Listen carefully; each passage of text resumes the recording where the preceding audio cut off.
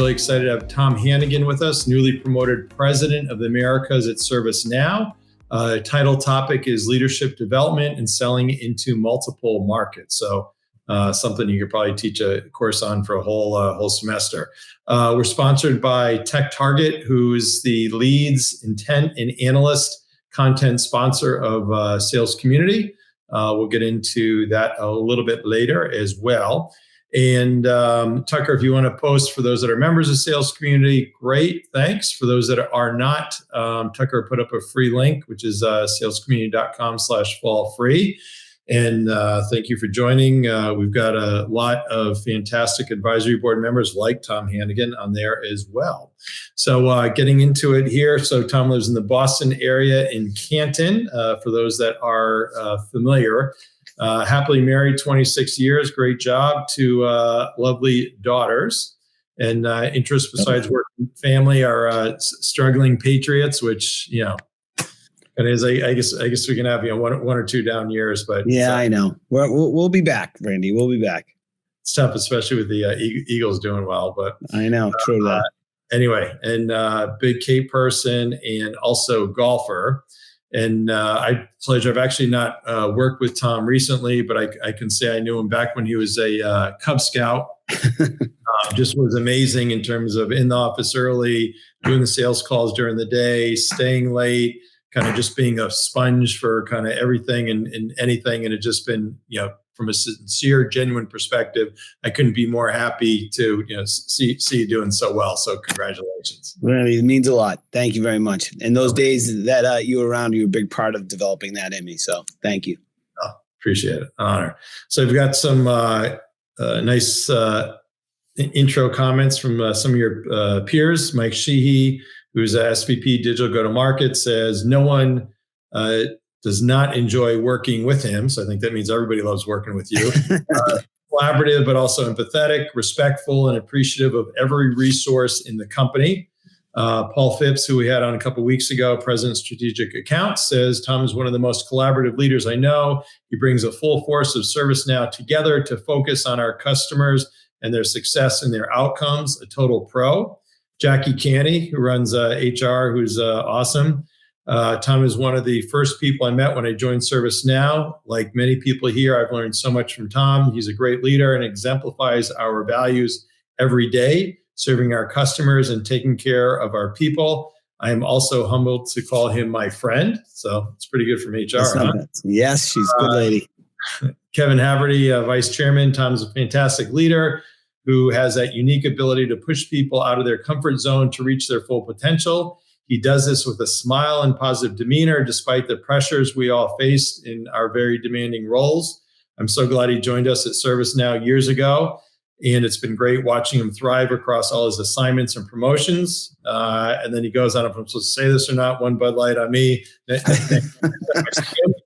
And one you may not expect, Billy Scannell, who's a longtime EMC legend, president of Dell now. Tom was always one of the hardest working, coachable, approachable, and authentic sales executives I've ever had the pleasure of working alongside. I had a front row seat watching him grow from a successful frontline manager to the executive he is today. I now have the pleasure of working with him in his current role as a partner of Dell Technology. What I admire most about Tom is his ability to balance work with family and a great human being all around. So, wow. Can't get much better than those, huh? Yeah, no, I'm pretty lucky. If you think about all those people right there, the chance that I've even worked with them before, that I get to work with them in a close capacity and they have those fine words to say, it's a little embarrassing, but I'm very appreciative.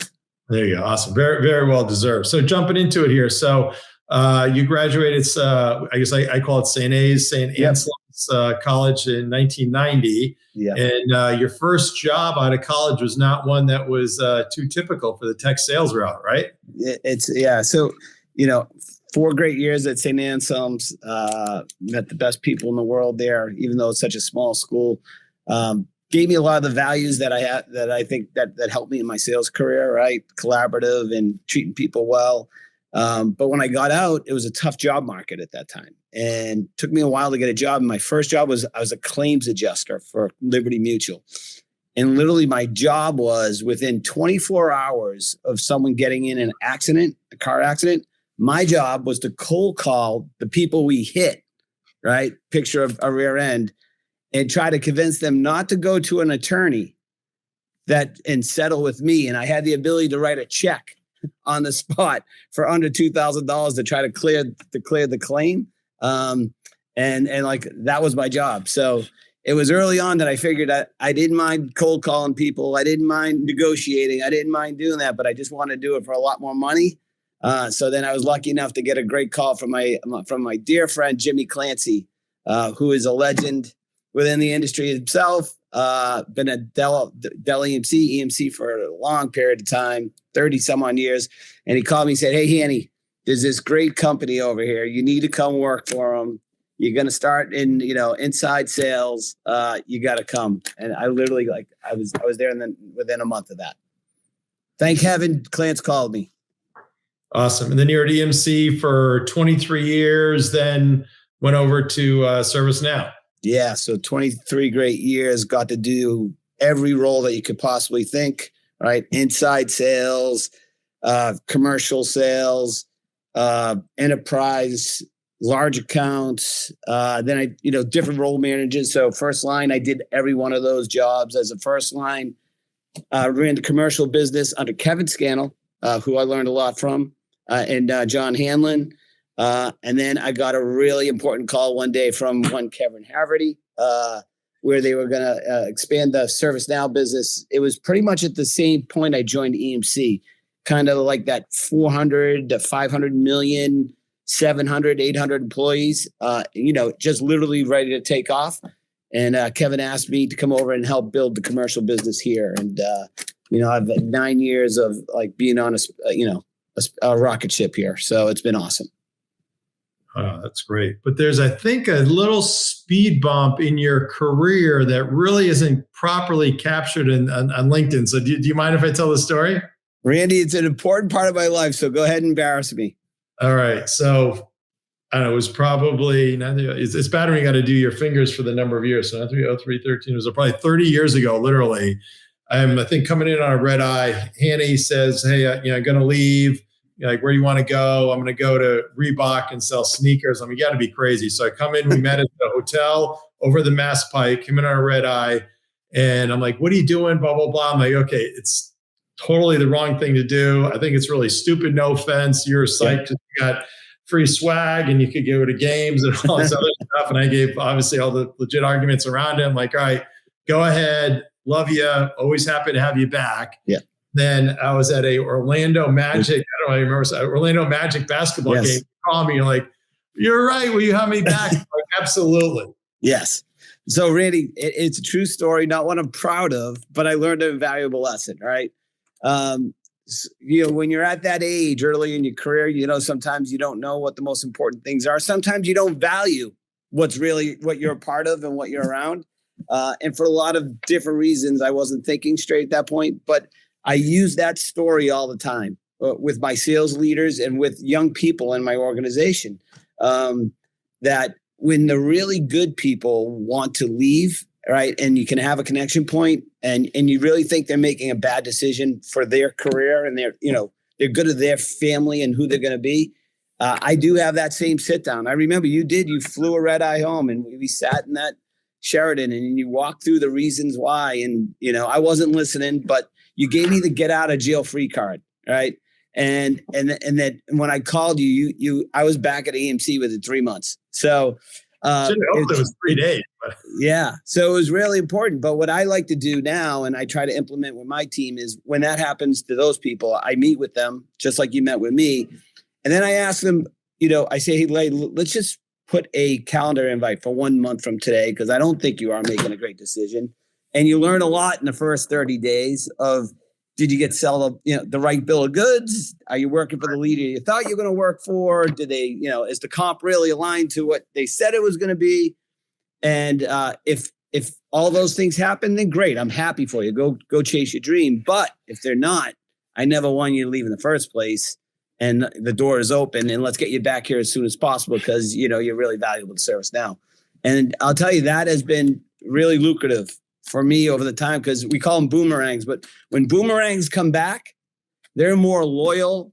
They're more energetic. They can carry your flag for your company or for your business. They carry it really strong. And it was a really important thing that you taught me, and I appreciate it. Awesome. Well done. Way to pay it forward. And we got a comment from Todd Foreman. Hanny is a man of the people, good guy and good manager.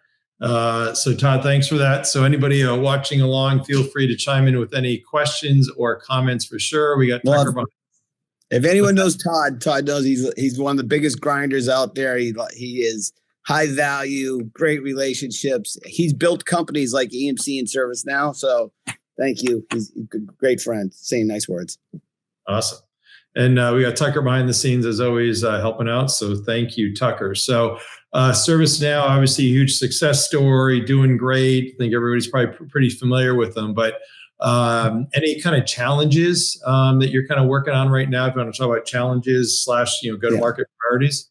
Yeah. So, we're pretty fortunate, right? We're growing super fast. I said, when I got here, we were at about 700 employees. We're at 20,000 employees today, 9 years later. And we truly believe we'll double that over the next 5 years. And we'll end this year, up around 8.5, 9 billion. And we truly believe in 4 or 5 years, we're going to be 20 billion. So our problems are world-class problems of scale, right? Getting our message out to the market. Most people know ServiceNow as an ITSM product, the IT help desk product. That's what we were born in, and that's what we're really good at. But the true growth of the company is everything outside of that, and companies are really starting to appreciate that. So getting a sales force to understand that message, and then in software, as you know, that message has to resonate in the C-suite. So getting people to be able to talk in the C-suite about our value statement, not only in IT, but in HR or finance or legal, right? And drive that kind of message of value to what our ServiceNow platform could do for them in there to really digitally transform their business is the magic that we're trying to do, and do that at scale and do that at speed. Those are tough things to do, but we have great leadership here through Bill McDermott, and following his lead on that's been pretty fun. Awesome. And so the kind of Salesforce has had to evolve in terms of kind of leveraging the executive relationships with some of these other maybe kind of more non-traditional kind of C-suite executives as well. So that must have been a challenge also. Absolutely. Like why we deserve to be even in the room talking to them, right? When we traditionally just spoke to the CIO. So we need to have a point of view. We need to do our homework. We need to know how they're digitally transforming their part of the business. And we need to show them how we can do that for them on a consistent basis. And you kind of said it earlier, with Gen AI being part of all this, that even makes the story a little bit more compelling. It makes it a lot more compelling, actually. That's great. And then talking about Bill, I've met him only a couple times through Mark Hurd, rest in peace, but certainly, he's probably the epitome of a, kind of hands-on, CEO leader that's really, really sales driven. You want to talk a little bit about that and how that permeates through the culture? Yeah. So it's really cool. As being a salesperson, it's really nice when your CEO happens to be, he's a great salesperson that happens to be a CEO. That's how I like to think of him. And what I mean by that is he is absolutely involved with our customers, and part of his culture is that anyone that works directly for him does and acts the same way. So our president, CJ Desai, our CIO, Chris Betty, Jackie Kinney, the head HR, our CFO, all of those people play roles in leading our sales campaigns in the C-suite with us to help to get our organization there to have those conversations. I mean, as a sales team, what else could you ask for, right? You have your senior leaders trying to drive the way and pave the way and help you get there and do your job and go close deals and create deals. It's a pretty awesome culture, and I'm super happy to be part of it. And then Bill is driven in, and this has always been part of ServiceNow, and it's part of our founder, Fred Luddy. I think Kevin Haverty, as the chief revenue officer, fostered it extremely well, and then Bill kind of capitalizes it on it, is a kind of phrase we use a lot around here called hungry and humble, right?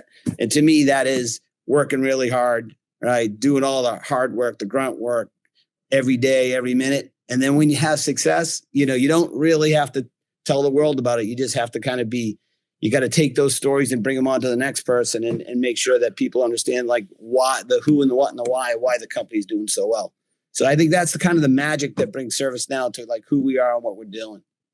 That's great. And before maybe, share some of the impressive numbers. So, I think people may think, okay, geez, the head of HR or CJ or legal, whatever, they might do, one sales call a week. But in fact, it's a lot more than that. Oh, our executives are on 15, 20, 25 sales calls. I imagine if our sales reps did this many sales calls in a week. That was going to be my next point, right? Talk about leading by example. And then also for kind of the sales management layer, whether it's, district manager, director, kind of RVP, the example that set, which is, okay, if they can do their job plus do these sales calls, I got to be doing that, right? You nailed it. And I've watched many of your podcasts, right? And sometimes, Zoom kind of lulled us to sleep about being physically in front of the customer. Zoom was kind of cool. It got us in front of more customers faster, right? But you kind of lose the relationship part. But my expectation of all my leaders that, most of their time should be in front of customers with their salespeople, in the spirit of helping them remove roadblocks, helping them sell a different way, developing them into the sales leaders or salespeople that we need, and leading by, showing what great looks like. Awesome. And we got a nice comment from Aaron Mountain, who's at Gong. Love all these lessons learned, Tom. So thank you for that, Aaron. Now, in terms of the kind of openings and things like that, a lot of companies are kind of on hold, but you guys are still hiring fairly aggressively, right? Yeah. So during COVID, we hired probably about 5,000 to 6,000 people. And then when we came out of COVID, we actually kept on hiring. And unlike many of the other large tech companies, we did 0 layoffs. So we got through, knock on wood, some of the tougher times, and we've never left or lost, growth mode. So it's full steam ahead. It's another Bill McDermott trait. We're going to grow. We're going to grow fast. We're going to do the right things for our customers. We're going to give people great careers, right? There's going to be a lot of opportunity within the company to move around and do great things. And we're growing like gangbusters as fast as anyone in the industry. Oh, that's awesome. Great culture. It seems, all around top to bottom. So you got a rep position for me? Anytime. All right. Thanks. So our cold call like you. No one can cold call like Randy Seidel. So I don't know. Anyway, so title topic. Let's start maybe on the leadership development side. So you've got lots of leadership philosophies, but one that you're really passionate about is staying hungry and humble. Yeah, I kind of talked about that earlier, right? I think, and once again, I'll use an example. Someone like Kevin Haverty, right? High position, but he's a man of the people. Like he works just as hard as everyone. Hopefully I'd be doing the same. Never gets too high, never gets too low, right? But has always got a keen hand on the wheel to make sure the things are happening that we need to happen. Like when tech is strong, you see a lot of young sales reps. I use the example when young sales reps, are 150, 200% of goal for a quarter, and then the next quarter they're 10, and you see them go from walking around like Rudy going off the field at Notre Dame, right, to like the sky is falling. And I think if you can balance that and keep the hungry always and keep the humble in place, no one will ever kick you when you're down if you're humble when things are going really well, right? So it's a big part of my philosophy, and I think it makes sense. Gotcha. That's awesome. And then the big focus on people. Any things that you do special on the kind of recruiting side and development side? Yeah, I have a philosophy around people, and this comes from many of the leaders that I worked for in the past too. And I think of John Hanlon actually in this one, but it is all about the people. the team with the best people wins every single time, right? And if you think about that as a leader, and you're looking at your team at all times to make sure that you are recruiting the best, the people that are going to make a difference in your company, you need to spend a lot of time doing that, right? You need to take out a certain part of your calendar every week to make sure that you are out finding the best talent in the industry to come work for your team. And then once they're here, you have to put them on a development path to give them a reason why they want to stay, right? They need to get better every day at the job that they're in, but they also need to see a path to where their career can grow. And so I believe, we have to spend a lot of time in that. And then, Randy, me and you have had many discussions about this, and, I've been doing this a long time. The opportunity right now for more diversity in our workforce.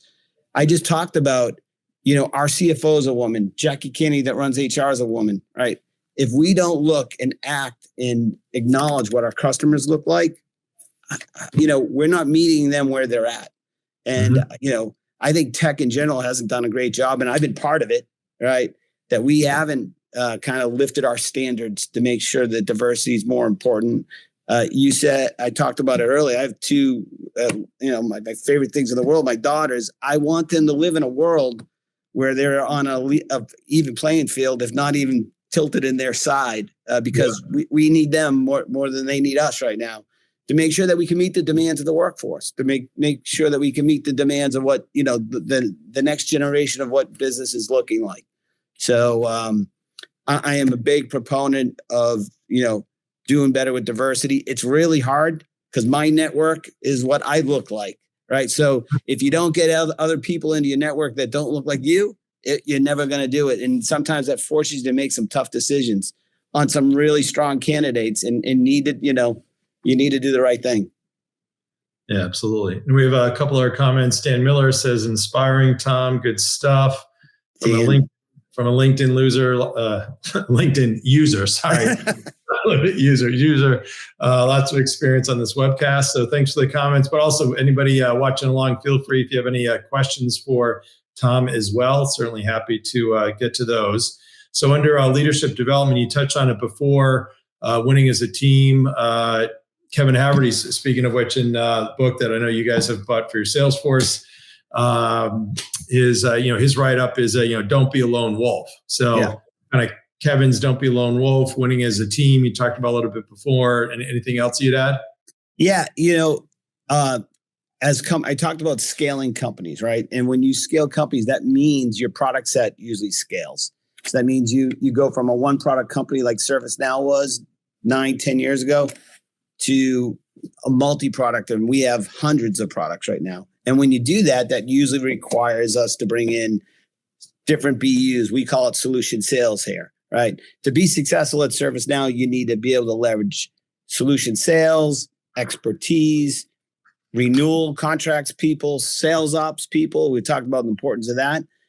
That's the win as a team model that I really kind of preach. We need to break down barriers. Those people need to feel like peers. They should never feel like they work for us. They work with us to deliver great outcomes for our customers, right?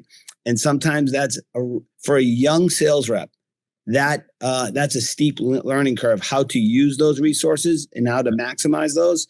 So we here at ServiceNow try to spend a lot of time around making sure that people can do that, because that's what gives you real scale. That gets, the 1 + 1 = 6, right? So we can drive more pipeline and we can close more business and continue that growth.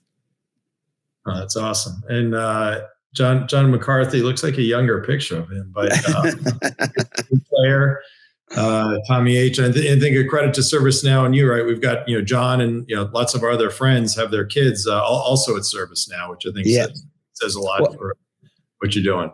Yeah. Well, John is another great example of a person that I worked for in the past. A lot of this is not original stuff from Tom Hannigan. It's stuff that I learned from. I always think about coaching trees, right?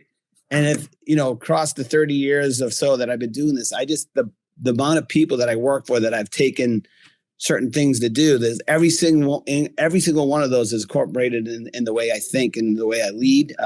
It's just so important. So to the young folks out there, choosing a company is really important, but choosing a leader that you work for is just as important.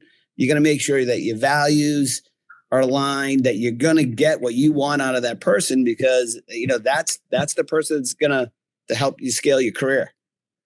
Yeah. So this next question might be a little bit, politically inappropriate, but I mean, we grew up and you were the, antithesis of this, which is, okay, I mentioned before, kind of come in early, work hard during the day, do your sales calls. You're going to do the paperwork at night. You're going to prep the night before for what you're going to do tomorrow. You're going to probably do some things on the weekend. You're going to be a sponge to soak it all in, to be continuously learning and just kind of doing it all, which used to be kind of table stakes, expectations at any great company. So kind of how do you kind of manage that and try and set those expectations these days as you're kind of recruiting and retaining and kind of needing to kind of touch through those waters? No, it's a great question. And I don't think there's anything politically incorrect about what you just said, right? You just described hard work, right? First person there, last person to be there.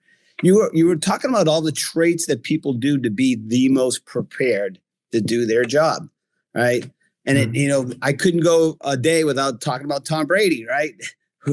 Right? After he won multiple Super Bowls, he still won the award of having the car park, the parking spot for him to be in the front door first, right? And we're talking about the GOAT of all time, right? And he just believed, and I believe, like, the people that work the hardest, the smartest, that put their passion into it, really good things. That's the one thing in this crazy world that you can control.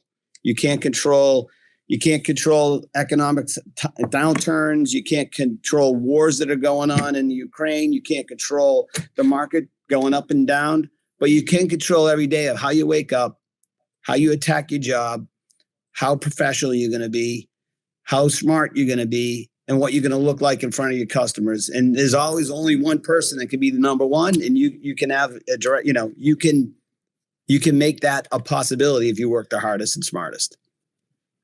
Exactly. Amen for sure. And then I think your last point on leadership development is talking about operational command. Yeah. So my big three pillars are people, win as a team, and operational command, right? And once again, I'll shout out to EMC. Like, this got burned into your brain early in your career about what great looks like and metrics that you have to hit. But getting back to things that you can control, operational command is the things that you can control, right? You can control how many calls you go on. You can control what information you put into the CRM system that allows other people to make decisions to help you do your job. You can control if you do business from a linear perspective early in the quarter or late in the quarter, right? If you do all your business the last 2 weeks of the quarter, you're in a really tough negotiating position and giving money away. If you do it early in the quarter, you can kind of build on that momentum. So, doing what you say and saying what you do, accountability are things that I truly believe in. Those are the hard ones. But if you have a really strong operational command, not only as a rep, but more importantly, as a first line, second line manager, you have control over your business. And I think that's really important. And when you're trying to grow as fast as we are. Love that. Awesome to hear. So we also have a couple other comments. Dash says, amazing session. Tyler Anderson says, really great point on importance of sales-centric C-suite. Just thinking about that with the, kind of C-suite. I mean, I wonder how many times it seems of some companies I work with, it's almost like they're afraid of the C-suite. And I always found, maybe we're technically, somewhat similar. I wasn't that technical. I wasn't that smart. So for me, I always found the business people were the easier one because I kind of understood that versus the, kind of the technical ones. But kind of if you can get that C-suite executive bought in and kind of do a ham and egg back and forth, they'd say, okay, go work with Susie, Sally, and Johnny. Boom. Then you report back. You make them look good. I mean, just kind of a nice copacetic way to run a sales cycle. And when it comes time to the end where you kind of need a favor, hey, want to make sure it happens sooner, happens bigger, you got the keys to the kingdom versus they don't know who you are, right? You nailed it. And, When you're lucky enough to get the C-suite and you actually meet the people, right? What you find out immediately, they're very normal people. And That's why they're there. Right. Because you know what? People wouldn't follow people that are not nice people or not strong leaders. Right. So the ones at the top, believe it or not, everyone elevates them and puts them on this pedestal, but they're the most normal people in the organization, right? And they care the most. So if you can make that connection point, right? But I think what we've been talking about a little bit this morning is being prepared to talk in their language, right? So I've had some sales calls with Erin earlier, right? And what I was most impressed was the homework that she did around ServiceNow, and she spoke in my language. She didn't talk about any of her products. She talked about the issues that we're having, the problems that we're trying to solve, and then how her product could fix that. And she didn't bring up any technical names about the product. Like the great sales call at ServiceNow is if you never mention a SKU, if you just talk about the outcomes that our software is going to deliver for you, that's the home run and what value that's going to bring to the customer. Are they going to save money? Are they going to make money? How we're going to do that for them? How long it's going to take?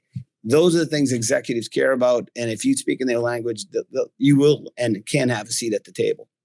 Yeah. Awesome job, Aaron. I'd be in violent agreement. And then save money, make money. We also used to say stay out of jail, but rest in peace, Jeff Goldberg, the whole kind of value selling concept, right? I mean, how much you have all this technical mumbo jumbo and slides and everything else, but ultimately, talk a little bit about that in terms of the importance of value selling.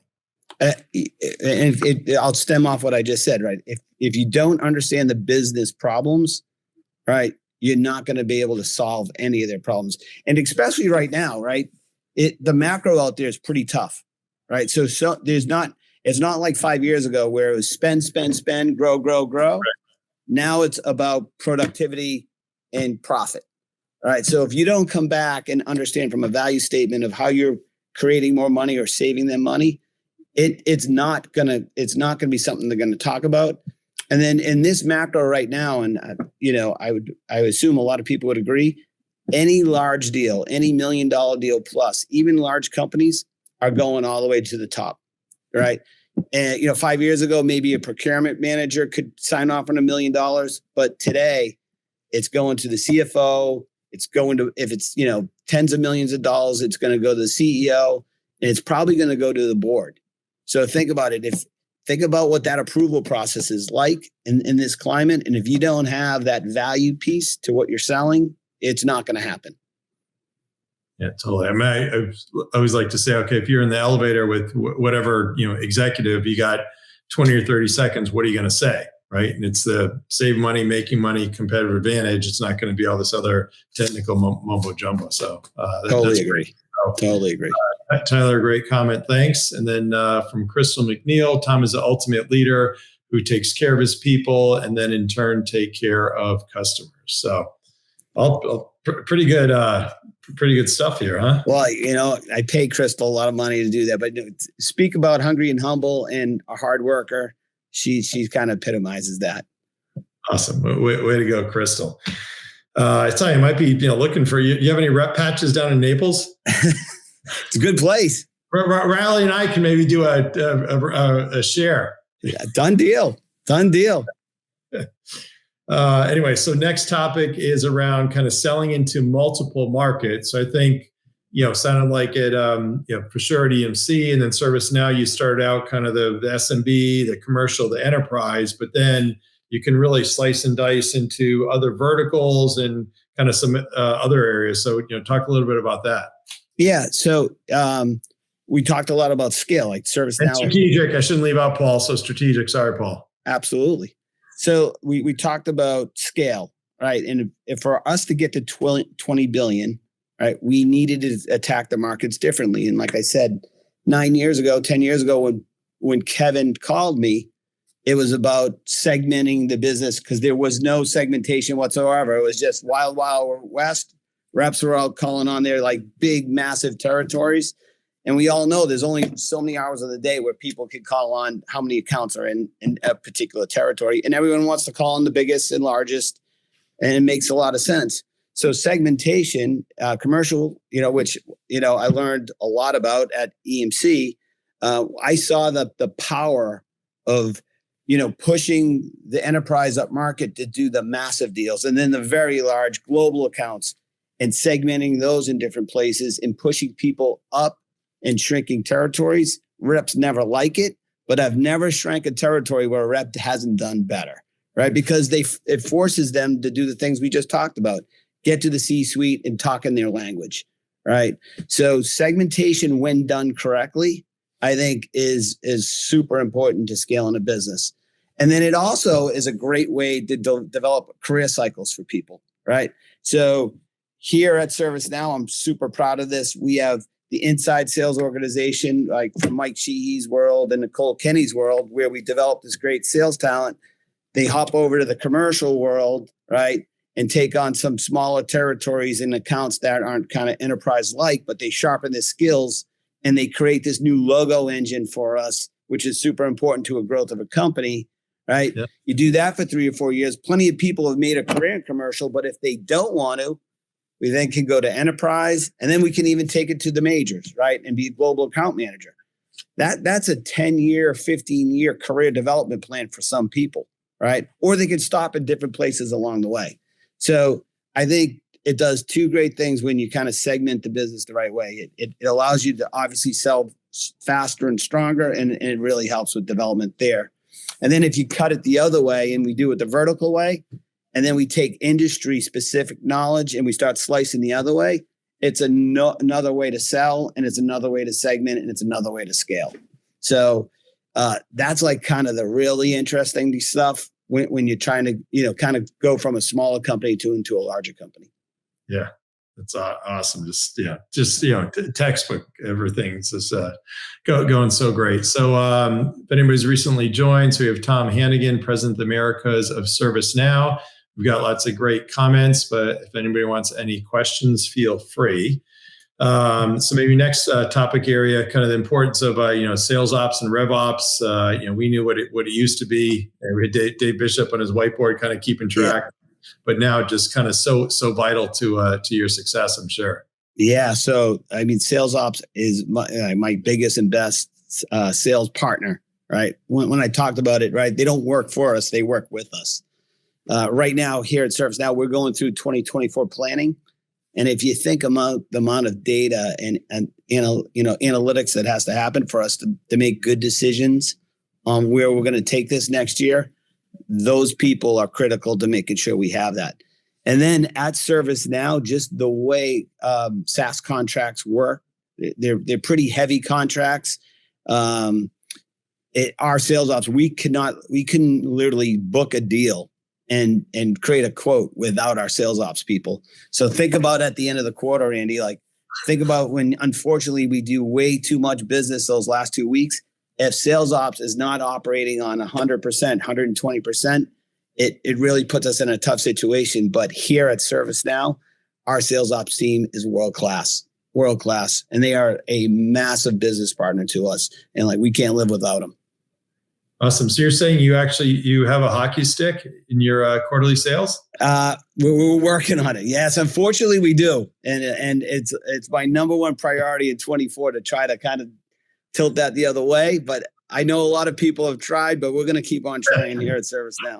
If you have any great ideas, feel free. We can take it offline. There you go. Exactly. So you've kind of already mentioned lots of great leaders you've worked with. In particular, any kind of one or two mentors and advice you've received along the way? Yeah, I'm lucky enough to have a lot. I was watching Mike Wing the other day. It might have been an old broadcast, but he talked about Billy, right, and the yellow note, right, that he puts on and to help your career. Like, that's the difference between great leaders. I mean, here's a person that runs a massive organization. He took an interest in me, and we made a plan together to build my career, right? And that's what helped me, move my career along, and even helped me move on to ServiceNow. I've talked about Kevin a lot. I've been surrounded a lot of great talent. My fear is I'm not going to mention all the ones that have done so many great things for me, but it amazes me 35 years later of the the people that we've got to work with over the years, because they're not friends, they're family. And the way we take care of each other, right? Whether, getting talent for each other or helping people move into certain spots because we know they can be successful. Like that's what, your Rolodex in that, which you have a better one than anyone in the world is what it's all about, right? Having that kind of network of people. And I say that to young folks early on. They ask me like, what's important? And I'm like, you need to build your network, because that not only helps you sell and, on a day-to-day basis with your customers and your partners. And we didn't even talk about alliances and channel today, but talk about scale, like huge. Anthony Torciello runs that for us. He's an amazing leader here at ServiceNow that helps us scale our business. But getting back to network, having those relationships that not only help sell stuff, but help you with your career are the two components that can make you have a really fun journey in this crazy tech world that we live in. Yeah, I mean, Ken Doherty always likes to say, know me, like me, trust me. And, it's not because you're schmoozy, but it's because you're there, you're showing up. If shit hits the fan, you're there to protect and cover. If something's not working, if you're kind of responsiveness, and, that means a lot, right? It means massive. And Kenny is like the perfect person to say that, because he lives up to every one of those things every day. So amazing. So obviously lots of great things. Any advice that you'd give to your younger self? Yeah. Sometimes you're going to go for jobs. You're going to go for deals that you're going to lose. Right. And from a career perspective, you're going to go for jobs when you lose. And when those things happen to me, when I reflect, and one of my mentors, kind of made me understand this, was everything in life is a sales call, right? An interview is a sales call. Every time you interact with some person as you're trying to build your career, an executive, is a sales call. I think early in my life, I did not understand that, and I didn't treat it like that. And I'm not saying that you treat it weird or anything out there, but you go there prepared. You go there with a thought in your mind of what you want to accomplish. You qualify, position, and close, and you always ask for something if you deserve to ask for something, right? And so I think if you treat your career like that, it will help you get through, some of those hard interviews and accelerate your career. And then you always have to treat your customers like that and your prospects, right? You're just the person that does the most homework and is most prepared and willing, to work hard, play hard, and do that the most. I haven't found anyone that hasn't done that and hasn't had a long, successful career. Hasn't been successful. Absolutely. So I'll give you a lifeline here. Anybody else on the kind of sales leader side that you kind of respect, and any reasons why? Talked about Billy. We talked about him. We talked about Jim Clancy early in my career. He taught me about being in the office first and then leaving. Mark Thurman, Tom Heiser, Dave Schneider. Hey, I worked for Paul Smith right now. He's our chief revenue officer. He's been here for about 3 years. In my short period of time of working for him directly, I've really understood. He's really helped me understand scale and the things that you have to do with that, and how you have to move extremely fast into markets, right? And create new markets and create new ways to go to market as fast as possible. I think that's really important. And then the last person that I worked for the last 6 years, Mike Rich, he's the new chief revenue officer of Zscaler, very well deserved. But I'm a micromanager to some point. I like to touch the people I work with on a consistent basis. He really taught me to let people, or he was trying to teach me to let people do their job, right? You put senior leaders in the jobs and you have to trust them, and then you have to be there to help them. Sometimes you don't have to reach in and reach through as much. That's something I'm always working on. I try to balance all the time, but there's too many other names that I probably left out there. Larry Murray, Bobby Scordino, the list goes on. All right, you're good. You're good. I think you set a record for a number of names. Yeah.